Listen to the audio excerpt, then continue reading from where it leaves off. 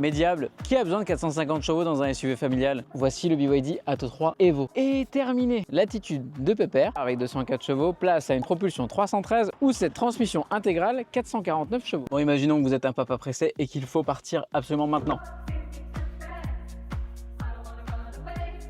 Alors ça sert pas à grand chose, mais ça décoiffe. Et en termes de design, la face avant a intégralement été modifiée avec de nouvelles écopes et un bouclier plus sportif. Le latéral, lui, n'a pas évolué. Le véhicule mesure toujours 4,45 m. Le plus gros des changements se trouve à l'arrière. L'apparition du logo BYD. Bah oui, il n'avait pas de logo avant. Et un feu de stop type F1. C'est vrai, c'est un message que BYD cherche à nous faire passer. L'intérieur des feux a également été revu. Dommage, en revanche, que les jantes soient aussi insipides. Et les améliorations se retrouvent aussi sur la recharge. Exit le 110 kW, place au 220 x 2, tout simplement. Un 10 à 80 en 25 minutes et 11 kW en courant alternatif. Et c'est plus rare pour un restylage, du volume de coffre qui augmente de 50 litres, mais il réserve une grosse surprise. L'apparition d'un FRUC de 90 litres. La batterie croît à 74,8 kWh. L'autonomie reste faiblarde à 510 km. L'habitabilité arrière reste correcte. Quelques excentricités comme la poignée de porte ou alors la guitare qui sert de vide-poche. Une belle luminosité apportée par le grand toit ouvrant panoramique. Pas de révolution, plutôt une évolution. Les aérateurs prennent moins de place. La console centrale a été redessinée. Port de recharge à induction à 50 watts. Quelques boutons physiques. Un tout nouveau volant. Visuellement, c'est moins chargé et plus réussi. Siège chauffant à l'avant, à l'arrière et ventilé pour l'avant. Le petit écran a également été remplacé par un 8,8 pouces et complété par un affichage tête haute. Les services Google ont rejoint la dotation de série. Un menu widget pour pouvoir désactiver tous nos aides à la conduite. Clair, réactif et intuitif. Ne voyant toujours pas l'intérêt des plus de 449 chevaux, on peut au moins lui allouer la présence d'une transmission intégrale. Je vous recommande toutefois d'activer la direction en mode sport, beaucoup plus précise. Reste à composer avec une régénération un peu faiblarde et un freinage parfois un peu trompeur. Un tarif